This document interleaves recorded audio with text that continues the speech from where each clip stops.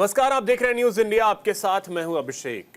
देश एक चुनाव को लेकर आगे बढ़ चुका है। लोकसभा में आज ये बिल चर्चा के लिए स्वीकार कर लिया गया और इसे विस्तृत चर्चा के लिए जेपीसी के पास भी भेज दिया गया है। लेकिन इस बार इस बिल का कानून बनना उतना आसान नहीं होने वाला है। यह नहीं भूलना चाहिए कि प्रधानमंत्री नरेंद्र मोदी के पास अपने तीसरे कार्यकाल में अपने दम पर पूर्ण बहुमत नहीं है। लोकसभा में अभी 543 सांसद हैं। एनडीए को बिल पारित कराने के लिए 362 वोट चाहिए। अभी लोकसभा में एनडीए के पास 292 सांसद हैं। ऐसे में बहुमत पूर्ण करने के लिए विपक्षी सांसदों की जरूरत होगी। इसी तरह राज्यसभा में इस बिल को पारित करवाने के लिए 164 वोट चाहिए। एनडीए के पास आंकड़ा 112 का फिलहाल बैठता है और 6 मनोनीत सांसद भी उनके साथ हैं। ऐसे में यहां भी दूसरी पार्टियों का समर्थन चाहिए होगा। विपक्ष की स्थिति की बात करें तो लोकसभा में उनके पास 205 वोट हैं, तो वहीं राज्यसभा में 85 सांसद हैं। ऐसे में अगर एक देश एक चुनाव को सच्चाई बनाना है तो विपक्षी वोट की भी जरूरत एनडीए को पड़ने वाली है। चर्चा आज इसी मुद्दे पर करेंगे। हमारे साथ कई खास मेहमान होंगे, लेकिन सबसे पहले ये रिपोर्ट।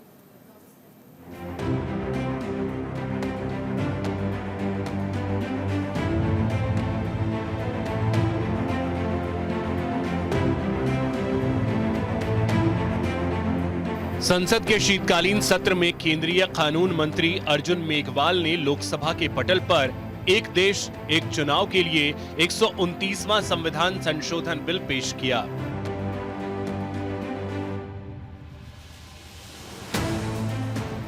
एक देश एक चुनाव बिल पेश होने के बाद सांसदों को इस पर बोलने का समय दिया गया।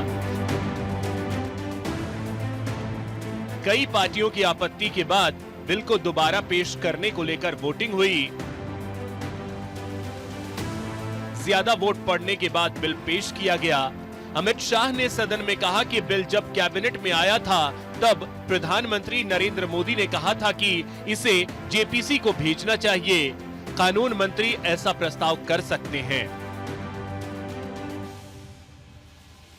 With your permission, I beg to move for leave to introduce the Constitution 129th Amendment Bill 2024 further to amend the Constitution of India। ये आइटम नंबर 18 में है और आइटम नंबर 19 में जैसे आपने कहा, honourable speaker sir, with your permission I wish to move for leave to introduce the Union Territories Laws Amendment Bill 2024 further to amend the Government of Union Territories Act 1963, the Government of National Capital Territory of Delhi Act 1991, and the Jammu and Kashmir Reorganization Act 2019। ये मैं आपकी अनुमति से आपसे leave मांग रहा हूँ। Thank you sir. माननीय सदस्य बालू साहब ने कहा कि इसको जेपीसी को दे देना चाहिए। जब ये संविधान सुधार का विधेयक, संवैधानिक संशोधन जब कैबिनेट में चर्चा में आया, तब प्रधानमंत्री जी ने स्वयं मंशा व्यक्त करी थी कि इसको जेपीसी को देना चाहिए। इस पर विस्तृत चर्चा सभी स्तर पर होनी चाहिए। इसलिए मुझे लगता है कि इसमें सदन का ज्यादा समय जाया करे बगैर, अगर मंत्री जी कहते हैं कि इसको जेपीसी को सौंपने के लिए वो तैयार है, तो जेपीसी में सारी चर्चा होगी और जब जेपीसी के रिपोर्ट के आधार पर कैबिनेट इसको पारित करेगी तब भी फिर से चर्चा होनी है। तो मैं मानता हूं कि माननीय मंत्री जी अगर जेपीसी में रखने की इच्छा व्यक्त करते हैं तो यहीं पर एक चीज समाप्त हो जाएगी। एक देश एक चुनाव बिल का सपा ने विरोध किया है। समाजवादी पार्टी सांसद धर्मेंद्र यादव ने कहा कि one nation one election bill BJP की देश में तानाशाही लाने की कोशिश है। बीजेपी सत्ता में बने रहने के लिए ऐसे बिल पेश कर रही है। ये भारतीय जनता पार्टी के लोग तानाशाही लाने के नित नए रास्ते लाते हैं। जो 8 विधानसभाओं का चुनाव एक साथ नहीं करा पाए, 4 राज्यों के चुनाव एक साथ नहीं करा पाए, वो पूरे देश की लोकसभा और सारे प्रांतों की विधानसभा एक साथ कराने की बात करते हैं। मैं पूछना चाहता हूं सरकार से, अगर एक प्रांत के अंदर सरकार गिरती है तो क्या पूरे देश की लोकसभा के चुनाव कराओगे? क्या अगर लोकसभा के चुनाव के चक्कर में उस प्रांत के लोग क्यों सफर करेंगे? अरे चर्चा कर लेना, अरे कुछ नहीं बचा है, कुछ नहीं बचा है आपके पास। अध्यक्ष जी, सदन को थोड़ा सा सिस्टम में लाएं। अध्यक्ष जी, आपसे अनुरोध है, आपके माध्यम से सरकार से अनुरोध है, जनता ने बड़ी उम्मीदों के साथ हम सबको भेजा है और हम सब लोगों की जिम्मेदारी है ये संविधान विरोधी, संघीय ढांचे विरोधी, बेसिक स्ट्रक्चर विरोधी कई केसों की चर्चा की मनीष तिवारी जी ने, मैं उनके साथ जोड़ते हुए माननीय सर्वोच्च न्यायालय की भावनाओं के विरोधी, गरीब विरोधी, दलित विरोधी, पिछड़ा विरोधी, मुसलमान विरोधी इस नियत को वापस लो। वन नेशन वन इलेक्शन का प्रावधान करने के लिए लाए गए संविधान संशोधन विधेयक का कांग्रेस की ओर से मनीष तिवारी ने विरोध किया। मनीष तिवारी ने कहा कि संविधान बिल और केंद्र शासित प्रदेश कानून संशोधन विधेयक संविधान की 7वीं अनुसूची और उसके बेसिक स्ट्रक्चर के खिलाफ है। संविधान की कुछ विशेषताएं हैं जो संसद के संशोधन के अधिकार से भी परे हैं। मनीष तिवारी ने संघवाद का जिक्र करते हुए विधेयक को संविधान की मूल संरचना पर आघात बताया।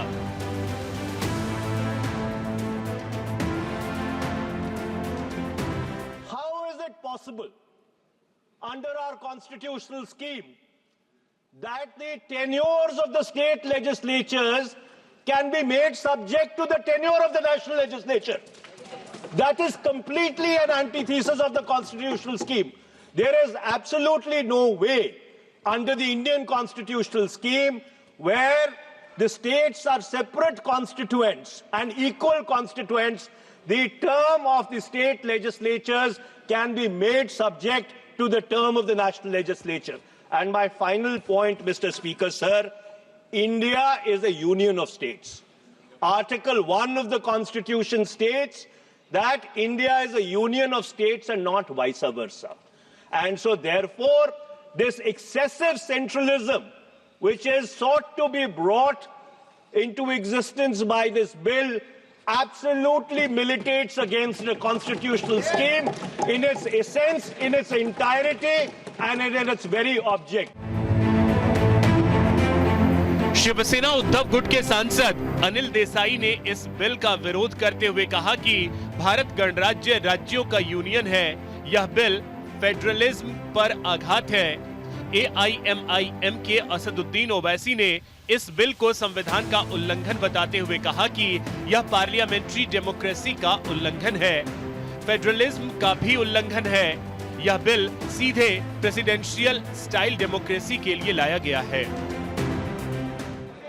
And if a legislative assembly is dissolved, sir, and midterm elections are conducted, the tenure of that assembly will not be for 5 years, sir. This in itself is a violation of parliamentary democracy, which envisages a tenured legislature. Sir, constitutional scheme makes it clear that once elections are conducted, the House should have a right to function for next 5 years. This is a violation of basic structure. That such a provision is being done for administrative convenience, not for constitutional purpose. Sir, the principle of federalism means that states are not mere appendages of the center. States are not dependent on the union for the existence. This is the violation of federalism, sir. Sir, in conclusion, Parliament is not competent to make any law that violates fundamental rights or the basis of the Constitution, sir. This bill indirectly introduced a presidential style of democracy. This bill is based on maximizing political gain and convenience. This bill will finish off regional parties. This bill is only brought in to massage the ego of the supreme leader. Thank you, sir. I oppose this bill. One nation one election bill Lok Sabha में पेश हो गया है। एक देश एक चुनाव का संविधान संशोधन बिल पारित कराना सरकार के लिए टेढ़ी खीर साबित हो सकता है। संसद में एनडीए के पास 2/3 बहुमत नहीं है। संविधान संशोधन के लिए विशेष बहुमत की आवश्यकता होती है।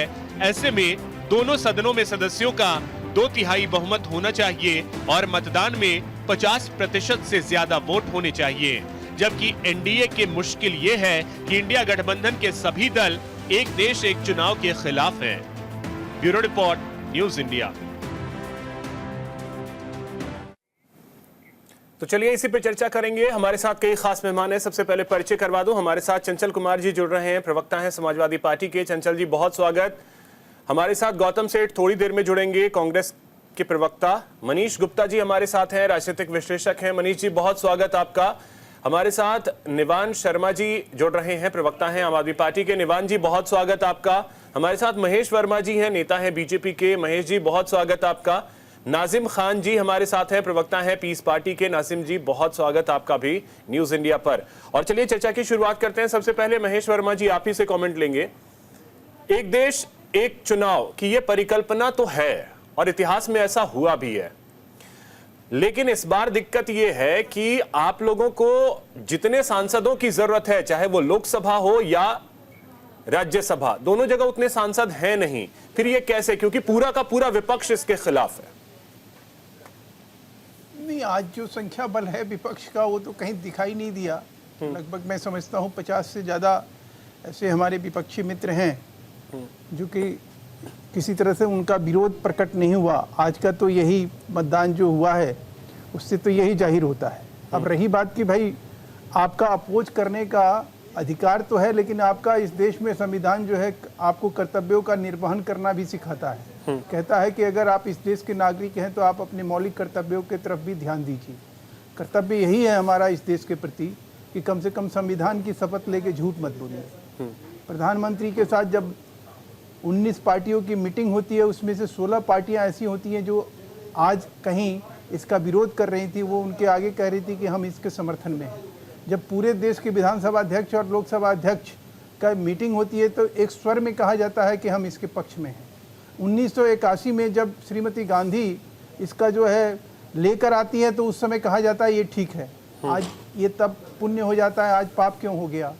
ये देश की जनता को पता चलना चाहिए कि वो जब उस समय पुण्य था और आज पाप हो गया, आज ये नकली नौटंकी कब तक काम चलेगा? इससे देश को जो है नुकसान कितना बड़ा हो रहा है। और मैं एक चीज़ और पूछना चाह रहा हूँ कि इसमें कौन सी ऐसी चीज़ें हैं जो राज्य की अनुसूची, मतलब सिंपल और साधारण शब्दों में अगर आपके दर्शकों को समझाया जाए तो संविधान जो है वो गवर्न करने का जो तरीका, जो उसमें नियम है, कायदे हैं, उसमें राज्यों के लिए अलग डिफाइन है और केंद्र के लिए अलग डिफाइन है। राज्य के जो अधिकार हैं उनको कौन सी ऐसी जो 82, 84, 172, 174 चार ही ऐसे प्रमुख जो आर्टिकल हैं, अनुच्छेद हैं, उन्हीं में संशोधन है। वो संशोधन किसी तरह से फेडरल सिस्टम से रिलेटेड नहीं है। तो सवाल यह है कि आप झूठ किस बात के लिए बोल रहे हैं, और वो भी संसद में, और वो भी एक्सेप्ट करके। और चुनाव आयोग जिसकी मीटिंग होती है, जिसमें ऑल पार्टी मीटिंग है, जब चुनाव आयोग भी इसको रिकमेंड करता है उस वक्त भी आप विरोध नहीं करते हैं। जब लॉ कमीशन जो है इसको रिकमेंड करता है, लॉ कमीशन के रिकमेंडेशन को भी आप विरोध नहीं करते हैं। तो आज विरोध का कारण समझ में आना चाहिए देश को। और देश के प्रति अगर आपका यही प्रेम है, अगर देश से यही लगाव है कि देश का पैसा बच रहा है, लोग कहीं शासक में बच रहे हैं, लोगों का विकास जो चुनाव की वजह से, मॉडल ऑफ कंडक्ट चुनाव संहिता की वजह से जो काम रोक दिया जाता है, अमला जमला शासन प्रशासन जो लगातार जो है चुनाव में ही व्यस्त रहता है हर साल, इसमें एक बयान मिल रहा होगा धर्मेंद्र यादव का, जो समाजवादी पार्टी के सांसद है। उनका यह कहना था कि अगर इस 5 साल के बीच में ही किसी राज्य की सरकार गिर गई तब आप क्या करेंगे? तब सभी जगह का चुनाव फिर एक साथ करवाएंगे। अच्छा, मैं एक बहुत लेमैन की तरह, मैं एक अभिषेक जी एक बात आपसे, आप बहुत सीजेंट पत्रकार हैं और ये जो पैनलिस्ट हैं ये लोग भी कहीं समझ, एक बताइए, उसी सदन का एक विधायक या सांसद अगर किसी वजह से एक्सपायर हो जाता है या किसी वजह से डिस्क्वालीफाई हो जाता है, किसी वजह से इस्तीफा दे देता है, वही उसके जगह चुनाव होता है, तो वो चुनाव जो है और उसके जगह जो व्यक्ति चुन के आता है, क्या वो 5 साल के लिए होता है? या जो टेन्योर होता है विधानसभा या लोकसभा या राज्यसभा का, उसके सिर्फ उसी के लिए, उसी टेन्योर के लिए होता है ना, उस टेन्योर के लिए नहीं होता है ना। कि मान लीजिए एक विधानसभा आज के डेट में किसी वजह से अल्पमत में कोई सरकार आ गई, तो आपके पास एक व्यवस्था है ना राज्यपाल की, उसके तहत चलाइए, उसमें दिक्कत क्या है? सवाल यह है कि ये बौखलाहट जो है ना, वो कहते हैं कि चोर के दाढ़ी में तिनका, तो ये जिनके दाढ़ी में तिनका है उनसे ये जरूर सवाल आप पूछिएगा कि भाई तुम इस देश के खाते पीते हो, इस देश में रहते हो, इस देश के हवा पानी लेते हो, इस देश के बारे में थोड़ा अच्छा सोच लो ना, जिससे देश का भला हो। भाई देखिए, सवाल जो आपका था, जो धर्मेंद्र यादव ने जो सवाल उठाए थे कि अगर कहीं कोई सरकार गिरती है तब क्या करेंगे, सभी जगह का चुनाव एक साथ करवाएंगे। अब जो महेश जी ने कहा वो भी तो तर्कसंगत है, क्योंकि अभी देखिए उत्तर प्रदेश में 9 सीटों पे उपचुनाव हुए हैं, इनका कार्यकाल 5 सालों का नहीं होगा, 2027 तक के लिए ही होगा। तो उसी तरीके से बिल में जो प्रावधान किए गए हैं उस हिसाब से चीजें होंगी, इसमें दिक्कत क्या है फिर? देखिए, थैंक यू। सबसे पहले तो मैं एक बात बताना चाहता हूँ कि जो हमारे महेश, ये लोग अपने आप भी राष्ट्रभक्त हो चुके हैं। अभी कह रहे हैं देश की पीते हो, तुरंत ही ऐसी बातें प्रयोग करते हो, अहंकार दिखता है मेरे की बातों से अहंकार है। आप बताओ इस तरीके से शब्दावली का प्रयोग करते हो। और आज के अच्छा, आपसे कोई मेरी आवाज रिपीट कर, जरा इसको प्लीज करें, मेरी आवाज रिपीट। चंचल भाई, कुछ ऑडियो में दिक्कत आ रही है, उसे दुरुस्त करते हैं, उसके बाद आपके पास आते हैं। ऑडियो में कुछ दिक्कत आ रही है। तब तक निवान जी आपसे कमेंट चाहेंगे, आम आदमी पार्टी का क्या स्टैंड है एक देश एक चुनाव को लेकर के? जी बहुत बहुत नमस्कार। और देखिए, बहुत क्लियरली मैं आपको बता देता हूं कि जो आम आदमी पार्टी का स्टैंड है वो ये है कि ये जो वन नेशन वन इलेक्शन है ये इंटायरली ऑपोजिट है हमारे फेडरल स्ट्रक्चर के। जो हमारा संविधान कहता है ये उससे एंटायरली ऑपोजिट है और उसके तथ्य हैं हमारे पास। एक चीज की क्लैरिटी नहीं है कि सरकार की मंशा क्या है इस बिल के पीछे। सरकार क्लियर नहीं कर पाई है कि इसकी मंशा क्या है। विपक्ष ने 10 पॉइंट रखे हैं, लेकिन सरकार की तरफ से कोई क्लैरिटी नहीं आई है कि उस 10 पॉइंट का सरकार के पास क्या जवाब है। केवल ये कुछ चीजें ऐसी बता रहे हैं जो बहुत इलॉजिकल हैं। अभी इन्होंने कहा कि अगर स्टेट्स के चुनाव नहीं होंगे तो उसको लेफ्टिनेंट गवर्नर चला लेंगे। मतलब यही इनकी मंशा है कि स्टेट को लेफ्टिनेंट गवर्नर और गवर्नर के थ्रू चलाया जाए। आप तो एक्सपोज हो गए हैं आपके चैनल पे। हमारा ये कहना है कि ये जो वन नेशन वन इलेक्शन है ये स्टेट्स की ताकत छीनता है, ये विधानसभा की ताकत छीनता है। विधानसभा को लोकसभा के बराबर ताकत दी गई है हमारे संविधान में। ये वन नेशन वन इलेक्शन लाके विधानसभा को कमजोर करना चाहते हैं। आप सोचिए कि अगर एक स्टेट का आर्टिकल 82 सब आर्टिकल 5 ये बोलता है कि अगर स्टेट में किसी तरह से अविश्वास हो जाता है तो आपको तुरंत बंद करके रीचुनाव कराने हैं। लेकिन वन नेशन वन आर्टिकल ये कहता है कि अगर ऐसा अविश्वास आ जाता है तो आप रीचुनाव नहीं करा सकते, गवर्नर स्टेट चलाएंगे और चुनाव दोबारा तभी होगा जब 5 साल बाद उसका मौका आएगा। तो अब ये तो बहुत इजी हो जाएगा बीजेपी के लिए। आपने देखा है कैसे महाराष्ट्र में सरकार गिरा देते हैं, कैसे बंगाल में कोशिश कर रहे हैं, कैसे दिल्ली में इन्होंने कोशिश करी। 1 साल के अंदर ये सरकार गिरा देंगे चुनी हुई। 4 साल तक ये गवर्नर्स के थ्रू चलाएंगे। ये गवर्नरशिप लाना चाहते हैं देश के अंदर। ये एक व्यक्ति पूरे देश को चलाना चाहता है। हमारा ये मानना है कि चुनाव बार बार होने चाहिए। ये नेताओं को अकाउंटेबल करते हैं। नेता चुनावों में तो लोगों के बीच जाते हैं, नहीं तो 4.5 साल जो है नेता विदेश घूमेंगे, बाहर रहेंगे और 500 रुपए का तेल कर देंगे और जब वापस आएंगे तो 100 रुपए कम कर देंगे और बोलेंगे अब हमें वोट दो, 5 साल बाद हम आ गए। कोई अकाउंटेबिलिटी नहीं है। This is absolutely against the federal structure of our country और बहुत सीरियस मैटर है। अगर आज आपने पार्लियामेंट और ये जो हर 2 महीने पे आचार संहिता लगती रहती है, चुनाव पे बार बार इतना खर्च करना पड़ता है, मतलब वो सही है? Absolutely not. कोई आचार संहिता में काम नहीं रुकता। ये दुष्प्रचार है। आचार संहिता में केवल सरकार कुछ नई घोषणाएं नहीं कर सकती।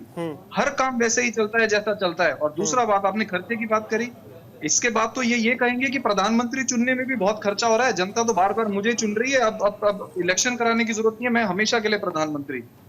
अगर मतलब आप लोग पहले ही से हार मान चुके हैं।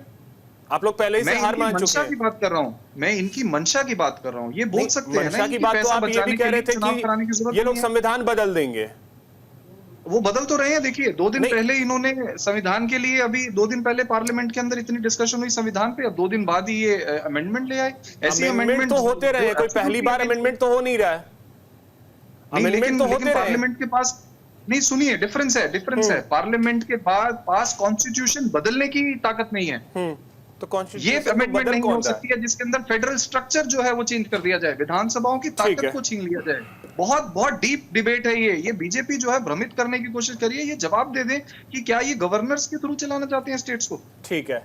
इसका जवाब लेंगे महेश जी से, लेकिन एक एक कमेंट नाजिम भाई और से लेते हैं, उसके बाद फिर आपके पास आते हैं महेश जी। नाजिम भाई, आप लोग क्या सोच रहे हैं, क्या एक देश एक चुनाव, इसमें गलत क्या है? क्योंकि आप देखिए 52 का चुनाव, 57 का चुनाव, 62 का चुनाव, 67 का चुनाव, सब तो एक ही साथ हुए थे।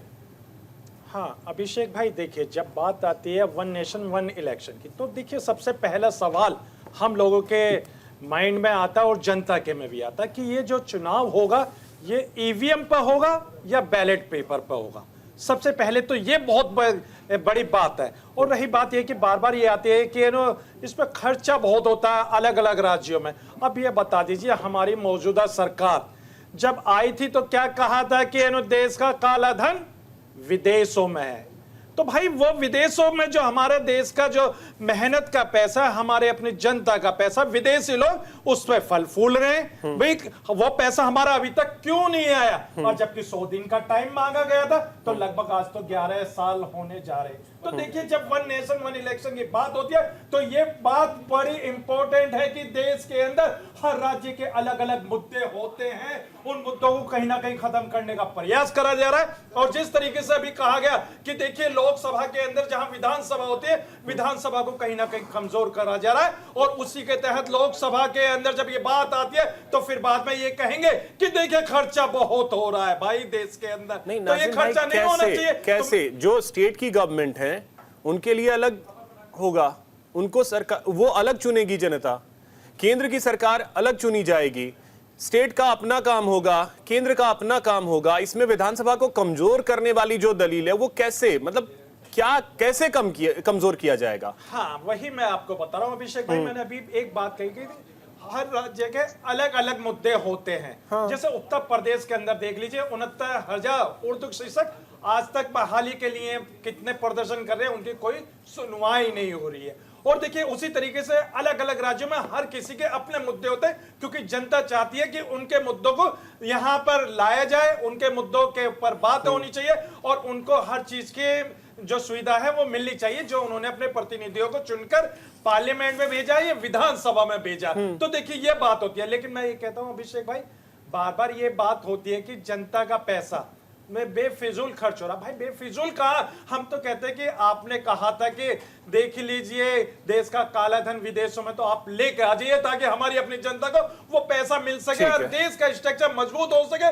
लेकिन अभी तक तो इनका एक वादा था कि 15 लाख अकाउंट में देने का, वो तक नहीं कर पाए। मनीष और गुप्ता तो जी, हाँ अभिषेक भाई, मैं ये कहता हूं कि देश के अंदर जब ये आए थे, इन्होंने क्या कहा था कि 2 करोड़ प्रतिवर्ष नौकरियां देने की बात करी थी। लेकिन आज इन्होंने कभी भी 2 करोड़ क्या, मैं तो ये कहता हूं कि इन्होंने 1 करोड़ भी 11 साल के अंदर नौकरियां नहीं दी है। तो वन इलेक्शन वन नेशन की जो बात करते हैं तो कहां हो जाएगा? ठीक है Manish Gupta ji, one nation one election, मतलब ये ऐसा लग रहा है कि पता नहीं संभव ही नहीं है, लेकिन ये तो पहले हमारे देश में हो चुका है। जो हो चुका है वो संभव कैसे नहीं है? देखो अभिषेक भाई, बात अभी जो समाजवादी पार्टी के प्रवक्ता ने, आम आदमी पार्टी के प्रवक्ता ने कही, बात बड़ी रीजनेबल कही उन्होंने। वो रीजनेबल क्यों इसलिए कही कि उनको डायरेक्शन ही ऐसा है ना, लॉजिकली वो समझना ही नहीं चाहते।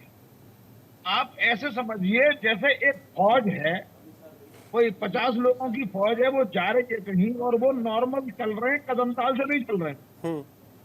तो एक ये प्रयास करना, किसी का ये कहना कि सब लोग कदम ताल से चलेंगे, तो पहली बार सबको अपने कदम एडजस्ट करने हैं और उसके बाद सब लोग कदम ताल चलेंगे, कोई दिक्कत नहीं आएगी। बस देखिए, करने में कोई दिक्कत नहीं है। सबका कार्यकाल 2029 से शुरू होगा और 5 साल चलेगा। अगर बीच में किसी सरकार में कोई दिक्कत आएगी तो अंतरिम सरकार बनेगी, सहायक सरकार पर जब इलेक्शन हर बार में तो सबसे बड़ा ये फर्क जो राजनीतिक बैठे हुए हैं, जो चुनावों के हैं, चुनावों की आड़ में उठाते हैं, की आड़ में देश का विकास करते हैं, जो चाइनीज और के चुनावों के नाम पर जो उनको समस्याएं होती। बात ये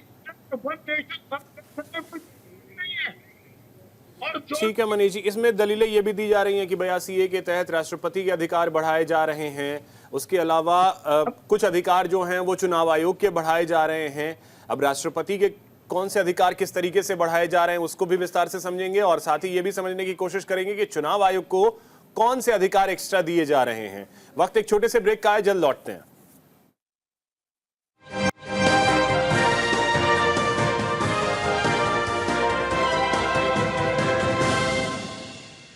ब्रेक के बाद एक बार फिर से आप सभी का स्वागत है। चंचल भाई, आवाज मिल रही है आपको?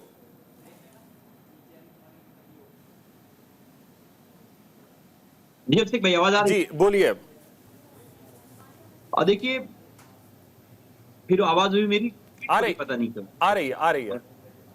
हाँ कोई नहीं, मैं आपसे कहना चाहता था कि आप देखिए, भारतीय जनता पार्टी की संविधान धज्जियां लगातार उड़ा रही।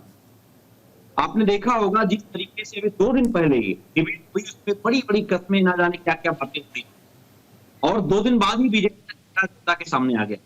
जिस तरीके से संघीय ढांचे के ऊपर बहुत ही बड़ा प्रहार है ये, और ये सोचने वाली बात है जो आपने सवाल किया कि आचार संहिता लगी होती है और चुनाव बार बार होते हैं। मैं पूछना चाहता हूं, अगर ये पता किया जाए कि प्रधानमंत्री जी ने अपने 11 साल के कार्यकाल में अपना नूरानी चेहरा हिंदुस्तान के पेट्रोल पंप पे लगातार 10 साल चिपकाए थे, हजारों करोड़ केवल इस बात के लिए कि मां के साथ में आंसू आते थे, लोगों ने सब्सिडी छोड़ दी, गैस सिलेंडर, लेकिन गैस सिलेंडर 400 पहुंचा दिया उन्होंने, 1200 पहुंचा दिया। और आपने देखा इतना प्रचार प्रसार पैसा सरकार कर सकती है। और चुनाव तो हमारा तंत्र का हमारा एक महापर्व है, और इस महापर्व पे हम किस बारे में सोच रहे हैं। और बीजेपी, आप सोचिए, तो लोग 10 सीटों पे एक साथ चुनाव नहीं करा सकते, तो पूरे देश में चुनाव कराने। आज सोचिए, चुनाव की बात अगर हम करें, जो उनको पावर देने की बात हो रही है। आपको याद होगा 2012 का चुनाव चल रहा था, यही लखनऊ बगल में मान्यवर कांसीराम पार्क का जहां हाथियां लगी हुई, उन हाथियों को चुनाव आयोग में ढकवाने का काम किया था। अभी मैं महाराष्ट्र चुनाव के दौरान मोदी जी का इतना बड़ा चेहरा पूरे देश में लगा, पूरे महाराष्ट्र में लगा, और जहां जहां चुनाव होता है तो आचार संहिता की जाती है। और तो अब छोड़ दीजिए, ये हमारे बीजेपी कट्टे हैं वर्मा जी, पूछ लीजिए आज के समय में तरीके से उत्तर प्रदेश में हालात हैं, देश को मड़ी बनाना चाहते हैं। आपने देखा होगा, इनका एक विधायक वर्मा, माननीय वर्मा जी कहे कि मैं विधानसभा में क्या मुंह लेकर जाऊंगा, मुझे लतियाया क्या, और मुख्यमंत्री के साथी लोगों ने पीटा पब्लिक प्लेस में, और मेरी कोई सुनवाई नहीं हुई। आप सोचो, इमेजिन कर सकते हो, रूढ़ का विधायक, उसकी आप जिस तरीके से देश की एक उस तरीके चंचल भाई, वो सब विषय पे तो हर रोज चर्चा करते हैं। आज इस पे थोड़ा सा तो आ जाइए कि इसमें दिक्कतें कहाँ हैं, इसमें दिक्कतें कहाँ हैं। मैं ये समझना चाह रहा कि विपक्ष ये कह रहा है कि इसमें दिक्कत है, दिक्कत है, दिक्कत है, दिक्कत एग्जैक्टली है क्या? दिक्कत एग्जैक्टली ये है, साहब है, ये चाहते हैं कि जो ढांचा है करना चाहते हैं। चंचल भाई, एक फैक्ट सी बात है, आप मंशा पे 2014 से ही सवाल उठा रहे हैं और देश की जनता उनको स्वीकार करते जा रही है। आप बात मंशा मंशा मंशा मंशा करते रहते, जनता उनको स्वीकार करते जा रही है, यानी जनता तो उनकी मंशा को सपोर्ट कर रही है। अभिषेक भाई, मंशा जवाहरलाल नेहरू की नहीं पता लग रही है? जवाहरलाल नेहरू की मंशा क्या थी? चिट्ठियों में क्या लिखा था? वो छुपानी चिट्ठियां, वो पूछो। नहीं, वो मनीष जी उस पे चर्चा हर रोज कर चुके हैं, आगे करेंगे उस पे चर्चा, लेकिन आज जो ये विषय है इस पे ही रहेंगे, विषय ही यही है। चिट्ठियों को लेकर के फिर किसी दिन चर्चा कर लेंगे। और सुनिए, बीजेपी के लोगों को घरों में कैद कर दिया, खुद जबरदस्ती जो है। ठीक है। गौतम सेठ जी भी हमारे साथ जुड़ गए हैं कांग्रेस से। गौतम जी, बहुत स्वागत आपका, आपके पास आता हूं, लेकिन उससे पहले एक कमेंट महेश जी आपका, क्योंकि आप लोगों की मंशा ही सही नहीं है।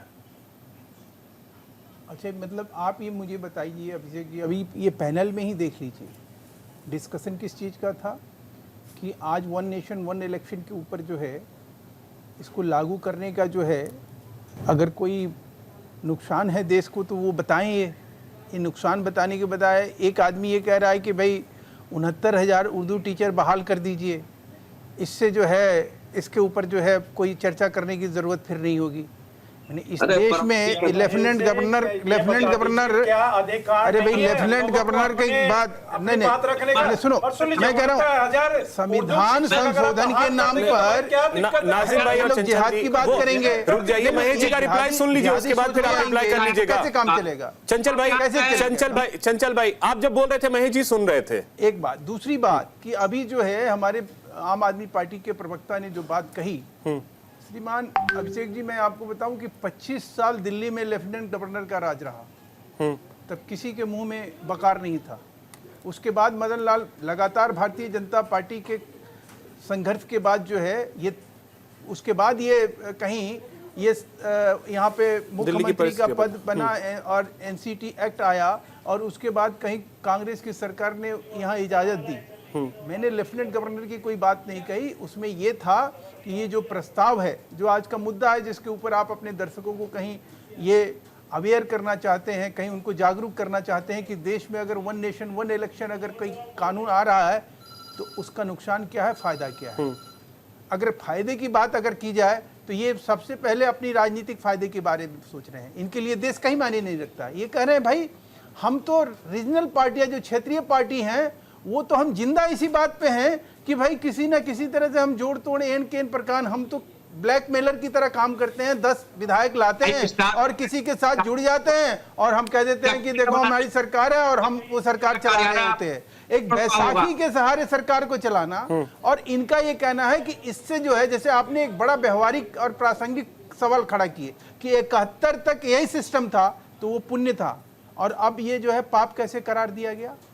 तो ये बताओ ना कि जो पुण्य था वो आज पाप कैसे हो गया, ये बड़ी बात है। अगर वो पाप नहीं है तो संविधान का कौन सा ऐसा आर्टिकल जिसका संशोधन करने से संघीय जो फेडरल स्ट्रक्चर है उसके ऊपर कहीं प्रभाव पड़ रहा है, उसके ऊपर कहीं उसका नुकसान हो रहा है, कहीं लोकतांत्रिक जो गतिविधियां हैं उसको रोकी जा रही है। वो बजाय कहने के बजाय उसके आड़ में आप कहीं पर ये कह रहे हैं कि भाई मुसलमान का भला। धर्मेंद्र प्रधान क्या बोल रहे हैं, इसी आड़ में बोल गए कि भाई मुसलमान कैसे मुसलमानों का भला हो, किस प्रकार से दलित और पिछड़ों का शोषण हो रहा है, क्या हो रहा है। धर्मेंद्र प्रधान नहीं, धर्मेंद्र यादव जी ने। तो मेरा ये कहना है कि जो कुछ भी आप लोग करिए, कम से कम इतना करिए कि आप, फिर से मैं कह रहा हूं कि अगर उसमें वैल्यू एडिशन नहीं कर सकते हो, इनपुट नहीं देने की क्षमता है आपके पास, आप बौद्धिक रूप से अगर कहीं दिवालिया हो चुके हैं देश के प्रति और सिर्फ आप अपने नेता और अपने पार्टी के लिए जो है अगर आप जिंदा हैं इस देश में, तो लानत है ऐसी राजनीति के ऊपर। और मैं कहता हूं कि ऐसी राजनीति करने से अच्छा है कि आप गौतम जी, आपके चंचल भाई आ रहा हूं, गौतम जी से एक सवाल। गौतम जी, अब देखिए आप लोग भी इसका पुरजोर तरीके से विरोध कर रहे हैं, लेकिन जब हमारे देश में एक साथ सभी चुनाव हुए थे, आप ही की सरकार थी उस समय में, तो जब आपकी सरकार में यह पॉसिबल हो चुका है तो अब क्या दिक्कत है कि आप इन चीजों का विरोध कर रहे हैं कि नहीं ये संभव ही नहीं है। देखिए अभिषेक जी, जरूरत है बहुत ही सभ्य ढंग से इस बारे में चर्चा करने की, क्योंकि सभ्यता से चर्चा करेंगे तो पहलू दोनों तरफ के निकल कर आएंगे और देश के भले के लिए जो बात है उसको आगे बढ़ाने का काम किया जा सकता है। तो मैं मानूंगा कि आप मुझे 1-2 मिनट का समय देंगे जिसमें मैं अपनी बात विस्तार से रखूंगा।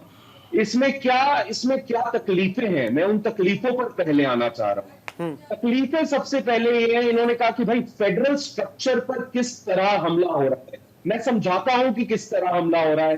जो चुनी हुई सरकार होती है उसका जो मैंडेट होता है वो 5 साल का होता है।